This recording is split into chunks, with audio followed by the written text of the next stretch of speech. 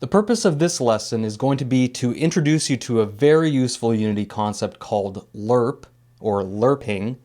So Lerp refers to a commonly used but often poorly understood method in the Unity engine called Lerp, which stands for linear interpolation. And actually there are several different versions of the Lerp method found in a few different classes that mainly differ in what kind of values they operate on. But otherwise they all function under the same premise of linear interpolation. So if you understand one type of Lerp, you pretty much understand them all. So yeah, here's another funny sounding term which is actually really simple at its basis. It's basically just transitioning a value from point A to point B over time. And one of the reasons why this is so useful in Unity is because of the difficulty of handling changes over time via an update loop. Now, we saw how this could be accomplished with ordinary controller-based movement, but the Lerp method mainly comes into play whenever you need a predictable change to occur and then presumably stop after a period of time. So this could be anything from changing the color of the background to, say, day to night, or it could be fading a game object until it disappears, or moving a game object from here to there, such as with a enemy movement pattern. Whatever the case, learning how to Lerp is crucial to any of these tasks.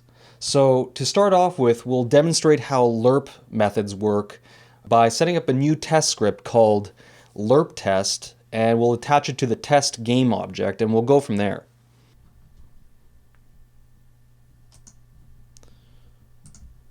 So Lerp test, and attach it to the test game object. We don't need that outputting anymore. And we'll open it up. Alright, just to start out with, we'll just make it fairly simple. And we'll say float accumulator, which will make sense shortly. And we'll give it that value. And float output. And, well, for consistency's sake, doesn't matter. Use Pascal case. And in the update, we'll call the Lerp method. So the one that handles floats and outputs a float is in the math F class, Lerp. And as you see there, it takes in 3 floats. So from point A to point B over a percentage, which represents time as a percentage of a value between A and B. I'll explain that all in a minute here. So I'll pass in -5 for the point A, 5 for point B, and I'll reference the accumulator right there. And since it returns a float, we'll return it to our output field. And here we'll increment the accumulator plus equals a relatively small value, but not too small, 0.004. So here's a primer as to what to expect from this. In this case, we've set up the first input parameter as -5 and the second as 5. So, as I said earlier, they're the from and to points respectively. And to transition between them, we refer to the third parameter, which is what we create as the accumulator. Now, the way that this transition occurs is it's a percentage. It represents a percentage between those two values. So for instance, 50% of the way between -5 and 5 is 0, right? So if I just stick in 0.5, as in 50%, in this third parameter, right? And then, just for now, to the debug log, we'll output that. Right? What should you expect? Well, I just told you, but there, 0. and it's being output on every frame, so that's not very optimal. We'll do something about this in a minute. So that 50% represents the midway point. Pretty easy, right? Well, that's great, but what we really need is a gradual transitioning between the two values over time. So what we really need to do is change this third parameter over time so that it continues to represent a progressive percentage point between -5 and 5. So in other words, we want to go from returning from almost 0% of the way between these two values, which would be -5, all the way up to 100% of the way, which is 5. So that would mean, for example, 25% of the way would be -2.5, 50% is 0, 75% would be 2.5, and so on. So that's why we use the accumulator that I set up here to store the value that is constantly increasing with each update call. So let's now reference the accumulator here instead of that static, or I should say unchanging percentage. Accumulator will accumulate a percentage over time.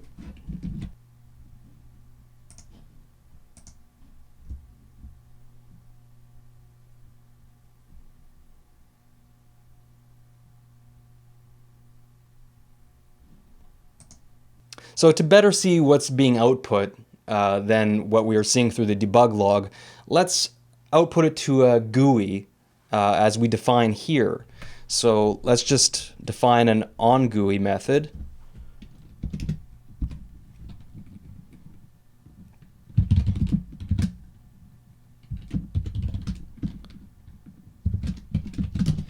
And here, well, let's just give it a content color so it stands out. Let's say magenta. And let's give it a label.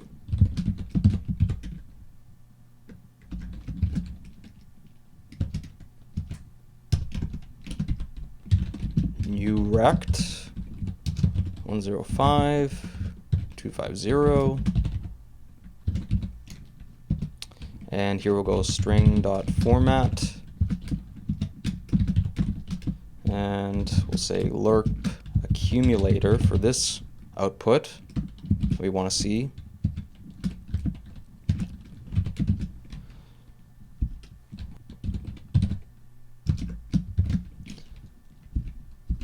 And we'll also want to output the output right here. So we want to see how these both output.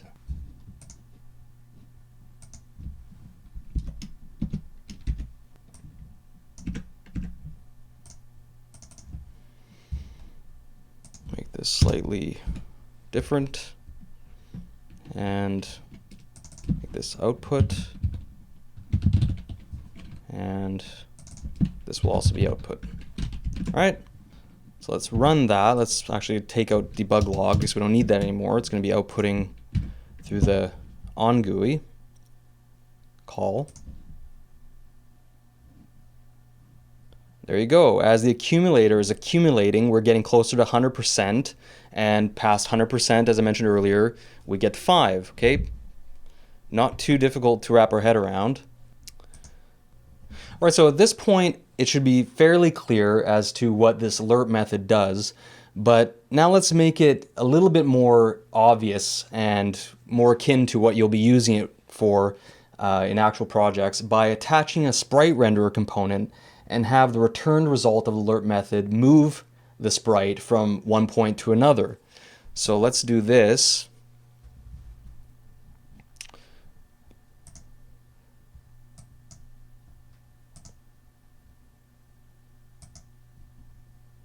Well, I don't want to make a whole new sprite for this, so let's just go to our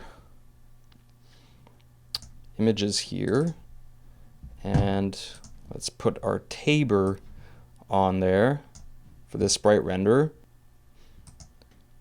Let's just arbitrarily put it on the layer there. And well, so it stands out and we know what we're dealing with here and we don't get it mixed up with our other items. Let's just change this a bit. Let's, I don't know, gotta make it, there we go. Make it like a little green sort of I guess, a zombie tabor of sorts. We can kind of pretend, I guess, it's going after, his insatiable thirst for brains, and we'll be lerping from there to wherever the brains are. Let's just imagine that being the case. All right, now let's go ahead and move the Lerp specific code into its own method called Lerp Types, just to make it a little bit easier to keep separate.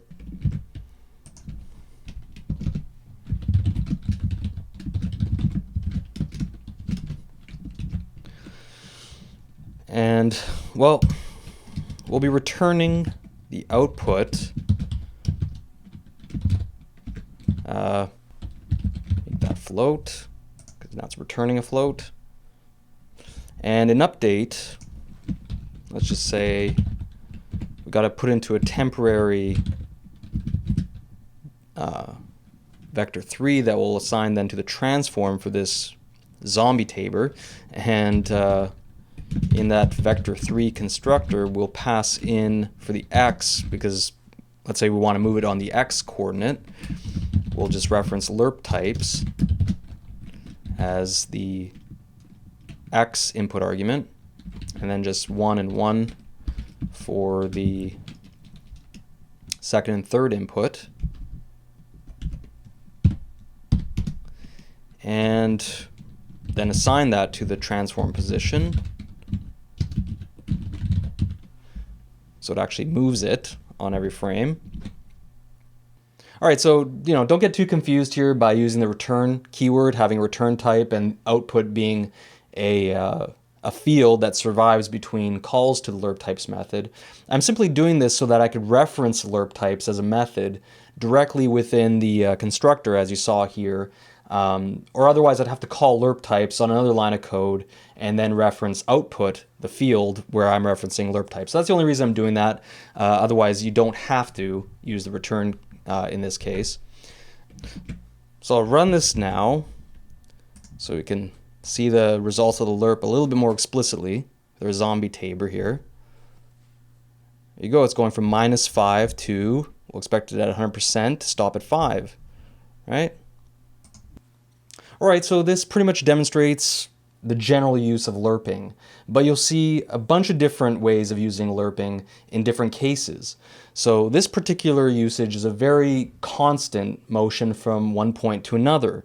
That's because of the fixed incrementing accumulator and the fixed point A to point B input parameters. We could make lerping also speed up faster and faster simply by using an exponentially increasing accumulator, simply by doing the following.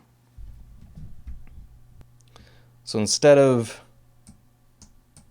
a constant, we can simply have plus equal itself.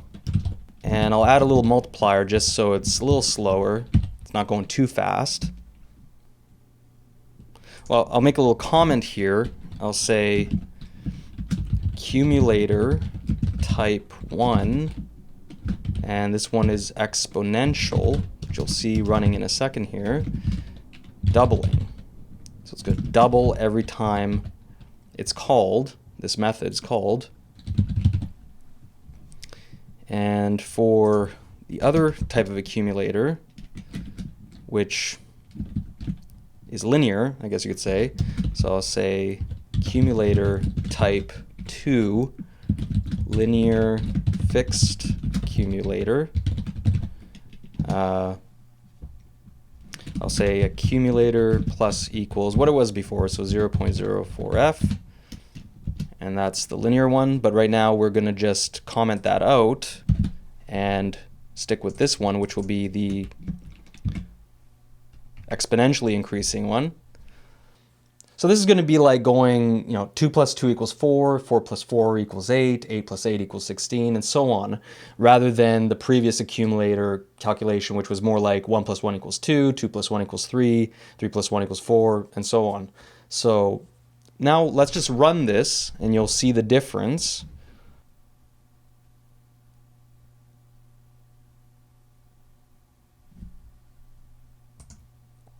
All right, so that's also a very different type of Lerp motion, and it's also useful. And just a really simple change, and you have a very different type of motion. Now, as we're commenting here, I'll show you a new little thing here that I didn't show you before called regions. So all you do is, to create a region, is use the hashtag region. There you go. It's already, as you can see in IntelliSense, it's a recognized keyword. And I'm going to say accumulator types, so you can look at this at a glance and know what the region has to do with. And regions are basically just for organization, and I'll show you here end region for the closing tag of that.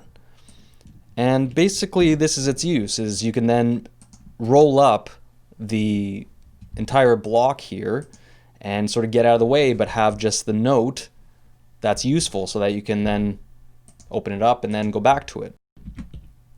Now I'll show you a different kind of lerp. In this case, what I'm going to do is I'm going to have the from input parameter gradually change over time rather than remain static, staying as -5, and then the accumulator, or the third parameter representing percentage of a way between point A to point B, I'm going to have that -5 change and increase. And so the percentage will represent a different value as that point A starting point changes over time. So why not feed that returned value back in as the first input? And in doing so, we can keep the percentage, the third input, fixed. And this will result in a motion that has the effect of smoothing when it reaches its destination, since the relative percentage decreases the closer we get from point A to point B. This will be all pretty obvious here when I'm doing it. So let's start off with another region as I show you this other kind of lerp behavior. And here, let's say, well, this was let's call this the fixed type, the fixed from accumulator.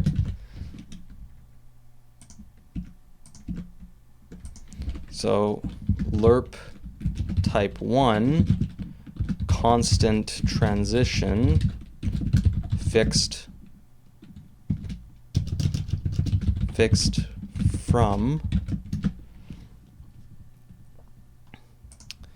and comment that out immediately. Here. So I'll fix this up. That's just so if you uncomment it, the actual comment stays as a comment if you uncomment the entire block there. And now the other type that I just mentioned, we'll call Lerp type 2, smooth transition, no accumulator required. And for this,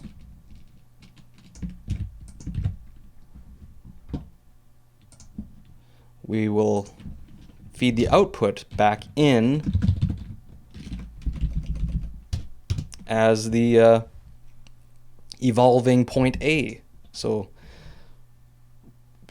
for this, we don't even need the accumulator anymore. We can use a static percentage. Boy, I'm making a mess out of this. Kind of getting out of my control here.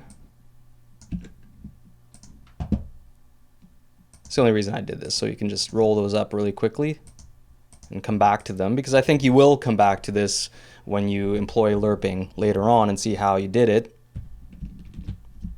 All right, so let's see what this kind of lerp is like. There, it slowly finds its way to its destination point. Right?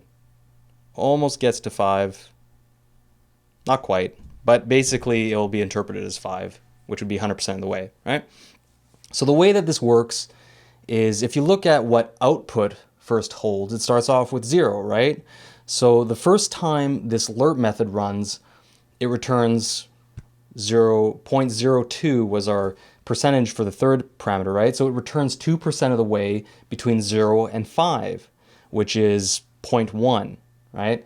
And then it returns 2% of the way between 0.1 and 5, which is a slightly smaller increment, 0.098. So this process continues all the way up until you're close to 5. So for instance, 2% of between 4.9 and 5 will be an increment of only 0.002.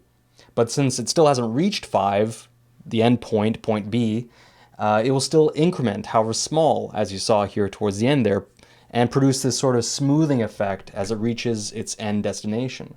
So for this reason, this kind of lerp is sometimes called a smooth lerp, and often gives a more appealing looking result for gameplay purposes.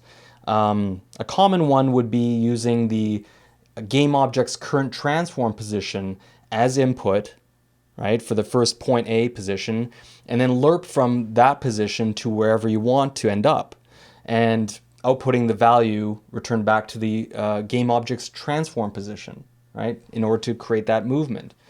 And since every call to this lerp would make the transform position a little bit closer to the desired endpoint, you get this kind of smoothing effect.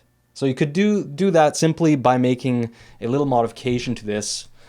You'll have the exact same effect, but you'll just type in transform.position.x, right? It's the same basic idea. We're taking it from where it currently is, and we're just increasing it until it gets to the final destination. And we're putting it back into the transform position with this sort of smoothing behavior.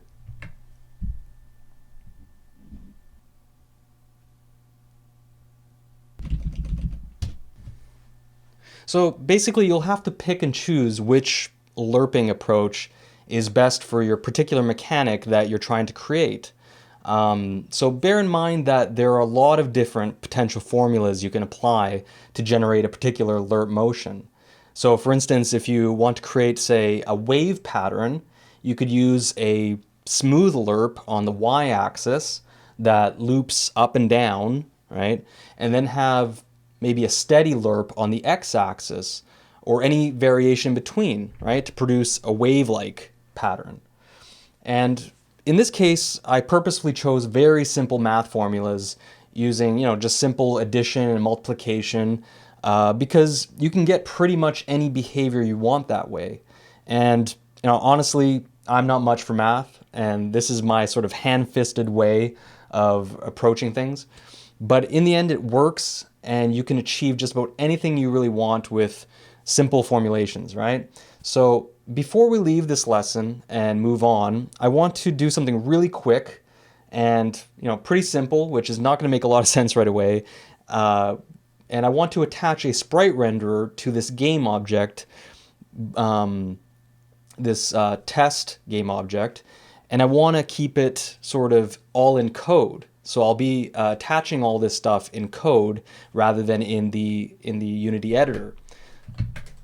So this isn't going to make a lot of sense, right? But it'll be a bit of a preview to what you'll learn later on, and I'll explain why I'm doing this in a second. So in start, we're going to set up our game object, and here I'll put a comment.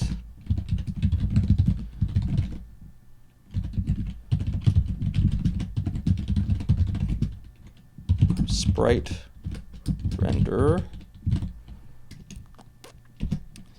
and so I'll say sprite renderer,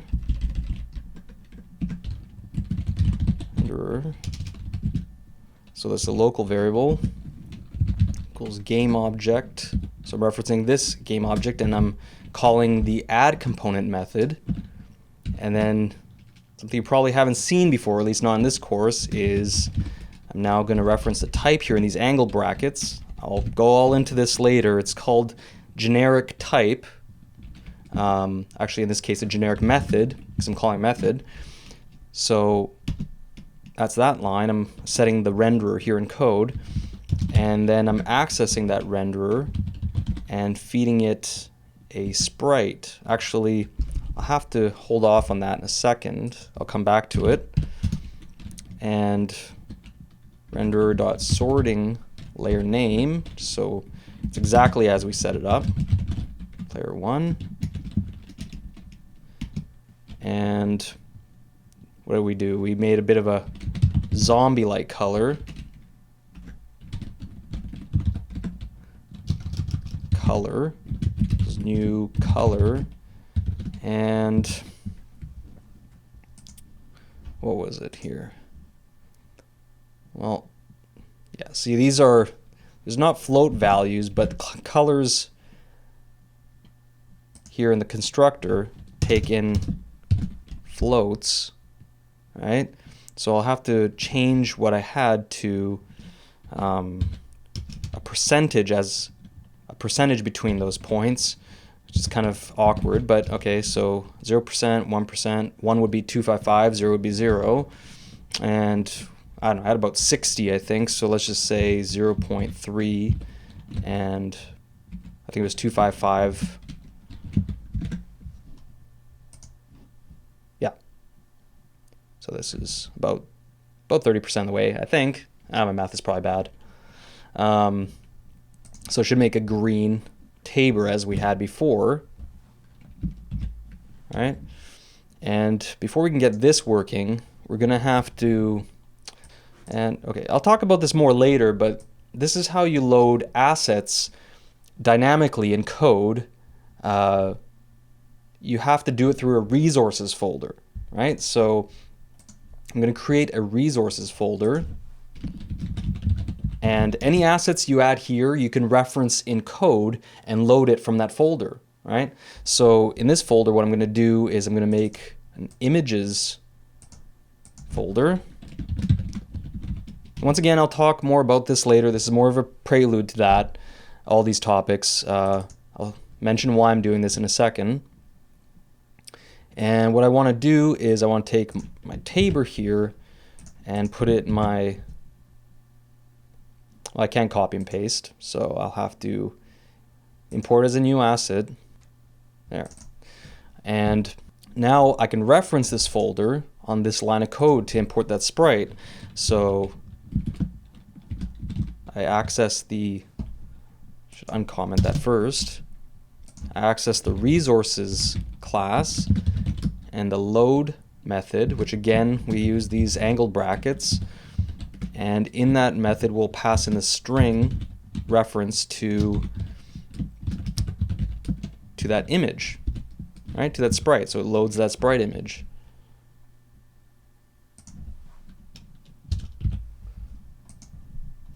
It's not a spite, it's a sprite. That's the property for the renderer, has a sprite property. All right, that looks like it's all good. Now here, I can just remove the sprite renderer here entirely, and it will show up. As long as this script is enabled, it'll run the start method first, and it'll create the sprite render dynamically in code. So now when we press play, it should create our sprite renderer and have it just as it was set up before. Right? Great. All right, that was a little quick diversion. You know, again, I'll go back to this topic later about how to attach components in code and manage them a little bit more in code. But that was more of a prelude to that, mainly so that I could get rid of the sprite render in the inspector. It kind of was ugly sitting around there with all these other scripts. I didn't want you to worry about enabling it and disabling it, remembering that when you come back to this Lerp example. All right, so all right, that's quite a bit of work for today. I'll see you in the next video.